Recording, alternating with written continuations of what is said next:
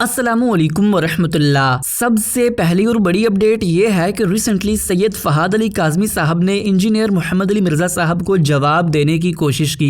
उन्होंने ये फरमाया कि इंजीनियर साहब जो ये नारा लगाते हैं कि मेरे नबी सा है ही कोई नहीं और बाबे तेरे शाही कोई नहीं, ये नारा लगाने का आखिर मकसद क्या है? क्योंकि कौन ही जाहिल है जो किसी बाबे को नबी इस्लाम के साथ कंपेयर करेगा। एक चीज जो इम्पॉसिबल हो तो उसका जिक्र आप बार बार अपनी वीडियोस के अंदर क्यों कर रहे हैं? मैं चाहता हूँ कि आप भी मेरे साथ सैयद फहाद अली काज़मी साहब की वीडियो जरूर देखें। हमारे यहाँ यूट्यूब पे एक आवाज बुलंद हुई थी, बाबे ते शाही कोई नहीं। सरकार तो आलम सल्लल्लाहु अलैहि वसल्लम की हदीस पाक आका ने फरमाया, जो बड़ों का अदब नहीं करता, छोटों पर रहम और शफकत नहीं करता, हम में से नहीं है। हमारा दीन बड़ों के अदब के ऊपर खड़ा हुआ है। और अगर वो ये कहें कि जी पूरा फिक्रा तो यूं था, आपने पूरा नहीं बोला, मेरे नबी सा है ही कोई नहीं, तेरे बाबे ते शाही कोई नहीं, तो वो कौन जाहिल है जो किसी बाबे को सरकार तो आलम सल्लल्लाहु अलैहि वसल्लम से कंपेयर करेगा? ये तो पॉसिबल ही नहीं है। This is impossible. और मुझे कभी कभी लगता है कि जैसे आज मैं आपका प्रोग्राम भी देख रहा था, हर दर्जे पर बदज़ौकी की पीक को हमने अटेन किया हुआ है। हम आर्ट्स की बात करें, हम शायरी की बात करें, और अब हम रिलीजियस स्कॉलरशिप की बात करें। जो स्कॉलर्स बने हुए they need to go to their schools basically. जिस तरह की लिंगो वो इस्तेमाल करते हैं, मुझे तो हैरानी होती है कि ये रिलीजियस स्कॉलर्स हैं जो लैंग्वेज इस्तेमाल कर रहे हैं। काज़मी साहब जो लोग तनकीद करते हैं वो सर हवाला तो उन किताबों का मैं इस तरफ आ जाऊंगा, मैं बिल्कुल उस तरफ आऊंगा। पहला सवाल जो उठाते हैं वो कहते हैं कि जी तसव्वुफ सरकार दो आलम सल्लल्लाहु अलैहि वसल्लम के दौर में कहां था? ये इल्म कहां था? सहाबा के दौर में कहां था? इस्लाम के साथ इसका कोई ताल्लुक नहीं है। ये एक पैरेलल रिलीजन है। That's the lingo that they come up with. तो मेरा उनसे सवाल है कि सरकार दो आलम सल्लल्लाहु अलैहि वसल्लम के दौर में इल्मुल फिक्र कहां था? इल्मुल हदीस कहां था? सर्फ नहव कहां था? इल्मुल रिजाल कहां था? इस सरकार के दौर में सल्लल्लाहु अलैहि वसल्लम इल्म एक वहदत थी, इकाई। नॉलेज के अंदर ब्रांचेस हमेशा बाद में बनती हैं। न्यूटन के दौर में न्यूक्लियर फिजिक्स नहीं थी, न्यूक्लियर फिजिक्स आज है वो बाय फॉर एग्जांपल। तो इसी तरह सरकार दो आलम सल्लल्लाहु अलैहि वसल्लम के दौर में इल्मुल फिक्र कोई अलग इल्म नहीं था, इल्मुल हदीस कोई अलग इल्म नहीं था। तो जो बातनी रूहानी उलूम थे वो भी सरकार के दौर में एक इकाई के लेवल पर एग्जिस्ट करते थे। और जब समझा गया कि अब टाइम आ गया है कि इनको अलग कंपाइल किया जाए, तो उनको अलग कंपाइल किया गया। तो ये आपका सवाल कि जी सरकार दो आलम सल्लल्लाहु अलैहि वसल्लम के दौर में कहां था? तो ये सारे उलूम एज अ होल एग्जिस्ट करते थे। वहां पर हर सहाबी अपने दर्जे का फकीह था, मुहद्दिस था और सूफी था। मगर ये टर्म उनके लिए हम इस्तेमाल नहीं करते क्योंकि इल्म की अभी डेवलपमेंट होनी थी और स्पेशलाइजेशन और ब्रांचेस वो हमेशा बाद में बना करती हैं और वो बाद में बनी। नेक्स्ट अपडेट ये है कि रिसेंटली मुफ्ती तारिक मसूद साहब से ये सवाल किया गया कि आप इमाम हुसैन अली सलाम के साथ अलैहिस्सलाम क्यों नहीं लगाते, जबकि इमाम बुखारी ने सही बुखारी के अंदर उनके नाम के साथ अलैहिस्सलाम लगाया है। तो इस पर मुफ्ती साहब ने क्या जवाब दिया, मैं चाहता हूँ कि आप भी मेरे साथ वो वीडियो जरूर देखें। इमाम बुखारी ने बुखारी में हजरत हुसैन के साथ अलैहिस्सलाम लगाया, तो हम क्यों नहीं लगाते? उर्फ पैगंबरों के, वैसे तो रजी अल्लाह अन्हु भी लगा दिया साहिब हिदायत ने इमाम अबू हनीफा के साथ। तो पहले ये उर्फ था कि रजी अल्लाह अन्हु अलैहिस्सलाम लग जाता था, अब उर्फ बन चुका है कि सिर्फ पैगंबरों के साथ लगाए। तो आप ये फिर उन लोगों से पूछें तो हजरत हुसैन के साथ अलैहिस्सलाम लगाते हैं कि फिर सिर्फ हजरत हुसैन के साथ क्यों? अबू बकर के साथ भी लगाया करो, हजरत उमर के साथ भी लगाओ। तो जब उनके साथ लगा रहे हो तो फिर बाकियों के साथ भी लगाओ, ठीक है ना? तो हमें कोई एतराज नहीं है, हमारे लिए तो सब काबिल एहतराम है। नेक्स्ट अपडेट ये है कि रिसेंटली कल रात के लाइव सेशन के दौरान इंजीनियर मोहम्मद अली मिर्जा साहब ने ये फरमाया कि पाकिस्तानियों को जावेद अहमद गामदी साहब से माफी मांगनी चाहिए, क्योंकि जावेद अहमद गामदी साहब उस वक्त अकेले मजहबी स्कॉलर थे जो तालिबान के खिलाफ आवाज बुलंद कर रहे थे और तालिबान के खिलाफ आवाज उठाने की वजह से उन्हें अपने वतन अजीज को भी छोड़ना पड़ा। अब जब हम पाकिस्तानियों को ये रियलाइज हो चुका है कि जावेद अहमद गामदी साहब उस वक्त सही बात कर रहे थे, तो आज हमें उनसे माफी मांगनी चाहिए। देखिए, जावेद अहमद गामदी साहब अकेला बंदा था जो उस जमाने में ये कह रहा था कि ये तालिबान आपके घाटे फिट होंगे। अल्लाह के बंदो,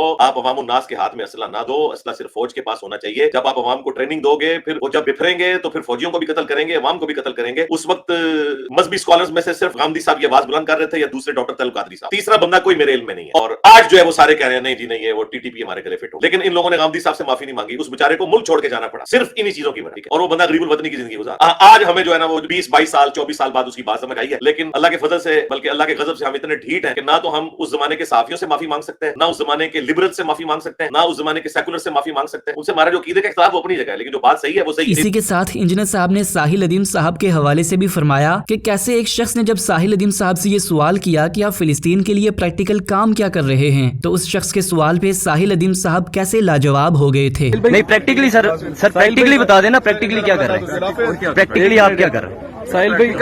एज अ इंडिविजुअल आपने प्रैक्टिकली क्या इम्पैक्टफुल काम किया? एक सेकंड से आपको क्या मैं अपने सवाब गिनवाऊं इधर? नहीं आप बता दे थोड़ा सा हमें, ताकि हम भी आपको फॉलो करें। That's it। कितने मैंने बंदे? नहीं, असल में आपकी मोटिवेशन तो मिल जाती है, लेकिन प्रैक्टिकली कोई चीज नजर नहीं आती। मुझे पता है आप क्या कहां से साहिल जी नहीं गलत बंदे से पाला पड़ा। मुझे पता है आप क्या कहां से साहिल जी नहीं गलत बंदे से पाला पड़ा। मुझे पता है आप क्या कहां से साहिल जी नहीं गलत बंदे से पाला पड़ा। आज मुझे एक बंदे ने वीडियो दिखाई है, मुझे नहीं पता वो कौन बंदा था। वही मोटिवेशनल स्पीकर साहब जो है, वो एक गाड़ी में बैठे हुए, एक बंदे ने आगे उनसे सवाल किया कि आपने प्रैक्टिकल क्या काम किया, वो आयम आयशा करें, वो कह रहे नहीं छोड़े आयम आयशा ना करें, मुझे बताएं आपने प्रैक्टिकली क्या किया, सवाए बातें करने के। तो बाकियों को तो आप क्रिटिसाइज कर रहे हैं, ये करो, आपने खुद क्या किया, बस वो सीख पाओगे, कहते हैं मुझे पता चल गया तू कहां से बोल रहा है। अब मुझे नहीं पता वो सवाल करने वाला कौन, लेकिन वो लाजवाब हो गया। इसका जवाब सिंपल ये था कि भाई मैं भी वाकई बोल रहा हूं, जिस तरह इंजीनियर साहब बोल रहे हैं, जाना ना मैंने है ना इंजीनियर साहब ने, ये तो फौज का काम है, जो ट्रेंड लोग हैं जिनके पास असला है, वो भी जब हम इस हालत पे होंगे कि हम इस लेवल के ऊपर पहुंचे हुए। लेकिन ये कहने की जरूरत नहीं है, क्योंकि पब्लिक में ये सौदा बिकता नहीं है। पब्लिक तो आपको पता है वो जज्बाती बातें सुनना चाहती है, चाहे वो बिल्कुल रियलिटी से कोई ताल्लुक ना रखती है। वो सारी बर्गर फैमिलीज जिनको बस सिर्फ ये वीलॉग्स देख के वो अपने आप को तसल्ली दे रहते हैं, जाना जो ना कोई नहीं उन्होंने, तो हम उन्हें रियलिटी बताते हैं कि भाई जब तक साइंस में तरक्की नहीं करते तुम लोग इनका मुकाबला नहीं कर। नेक्स्ट अपडेट ये है कि आखिरकार तैमूर रहमान साहब ने कैसर अहमद राजा साहब के एक एतराज का जवाब दिया। अब तमाम भाइयों को पता होगा कि कैसर अहमद राजा साहब ने मैथ कोलंबिया की वेबसाइट की बुनियाद पर डॉक्टर अब्दुल सलाम साहब के हवाले से ये बयान दिया था कि डॉक्टर अब्दुल सलाम, जो कि पाकिस्तान के सबसे पहले नोबेल प्राइज विनर थे, उन्होंने नोबेल प्राइज सियासी तरीके से हासिल किया था। उस नोबेल प्राइज के अंदर उनकी कंट्रीब्यूशन बिल्कुल जीरो थी, क्योंकि कैसर अहमद राजा साहब के मुताबिक डॉक्टर सलाम ने शेल्डन ग्लेशो की ही रिसर्च को कॉपी पेस्ट करके प्रेजेंट किया। तो कैसर अहमद राजा साहब के इसी तरह के बहुत से पॉइंट्स पर डॉक्टर मोहम्मद रहमान, जो कि थ्योरेटिकल पार्टिकल फिजिक्स में पीएचडी कर चुके हैं और 15 साल से इसी फील्ड के अंदर हैं, उन्होंने ये जवाब दिया कि कैसर अहमद राजा साहब का ये इल्जाम सरासर बातिल है, क्योंकि शेल्डन ग्लेशो खुद अपनी नोबेल स्पीच के दौरान इस बात का इकरार कर चुके हैं कि डॉक्टर सलाम का 1964 का पेपर शेल्डन ग्लेशो के 1961 के पेपर से बिल्कुल मुख्तलिफ था, और शेल्डन ग्लेशो डॉक्टर सलाम की रिसर्च के बगैर अपना प्रोजेक्ट बिल्कुल भी कंप्लीट नहीं कर सकते थे। डॉक्टर मोहम्मद रहमान साहब के इसी पॉइंट को डॉक्टर तैमूर रहमान साहब ने अपनी वीडियो में इस तरह से ब्रीफ किया, यानी कि डॉक्टर सलाम का 1964 का पेपर और ग्लेशो का 1961 का पेपर एक दूसरे से मुख्तलिफ है, आइडेंटिकल नहीं है, उनका थीसिस स्टेटमेंट भी डिफरेंट है, उसका एम्फेसिस भी डिफरेंट है, उनकी मेथोडोलॉजी भी डिफरेंट है। और ये बात सिर्फ मैं नहीं कह रहा हूं, सिर्फ डॉक्टर रहमान नहीं कह रहे, बल्कि ग्लेशो खुद अपनी 1979 की तकरीर के अंदर बड़ी डिटेल से साइंटिफिकली एक्सप्लेन कर रहे हैं कि मेरी थ्योरी कहां पे जाके उसकी बस हो जाती थी, वहां से वो आगे नहीं बढ़ सकी, और फिर उसको आगे बढ़ाने में सलाम का इंडिपेंडेंटली की किरदार था, और मजीद आगे बढ़ाने के अंदर उसके अंदर वाइनबर्ग का एक अहम किरदार था। इसके अलावा भी कैसर अहमद राजा साहब के तमाम पॉइंट्स का डॉक्टर तैमूर रहमान साहब और डॉक्टर मोहम्मद रहमान साहब ने अपनी वीडियोस के अंदर जवाब दिया है। अगर आप उनकी वीडियो को देखना चाहते हैं तो उसकी लिंक डिस्क्रिप्शन में प्रोवाइड कर दी गई है, आप वहां से उसे देख सकते हैं। इसी के साथ अल्लामा शहरयार अबीदी साहब, जो कि कहले तशय्ई आलिम हैं, उन्होंने कैसर अहमद राजा साहब को ये जवाब दिया कि इल्म जहां से भी मिले हासिल कर लेना चाहिए। साइंटिफिक कम्युनिटी में इस तरह के इल्जामात लगाना कि फलां ने मेरी रिसर्च कॉपी कर ली है, ये आम सी बात है, लेकिन नोबेल प्राइज कोई सादी चीज नहीं कि उन्होंने तहकीक किए बगैर ही उनको नोबेल प्राइज दे दिया हो। पाकिस्तान में 27 मई 2024 को जो प्रोग्राम हो रहा था कायद-ए-आज़म यूनिवर्सिटी इस्लामाबाद में, उसे कैंसिल किया गया। ये वाकई एक बहुत ही अलमनाक वाकया। अगर कायदियानी होने की वजह से ये प्रोग्राम कैंसिल किया गया तो इसके माना यह है कि फिर अब न्यूटन और आइंस्टाइन के लिए कोई प्रोग्राम नहीं होना चाहिए, क्योंकि न्यूटन क्रिश्चियन थे और आइंस्टाइन यहूदी थे। फिर मुमकिन है कि बहुत सारे ऐसे साइंटिस्ट के बारे में भी कोई हमारा डिस्कशन नहीं हो सकता कि जो हिंदू हो या कन्फ्यूशियस हो या बुद्धिस्ट हो या जैन हो या हत्ता एथियस्ट हो या एग्नोस्टिक हो। तो हम बार बार तवज्जो दिला रहे हैं कि इल्म हासिल करना है तो